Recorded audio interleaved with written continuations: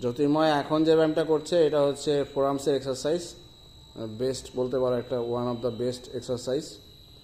Wheel steering করছে। Grip করবি, grip প্রত্যেকটা, হ্যাঁ দুটো হাতে গ্রিপ হবে। স্লোলি কর কিন্তু ঠিক করে, হ্যাঁ গ্রিপ করে করে।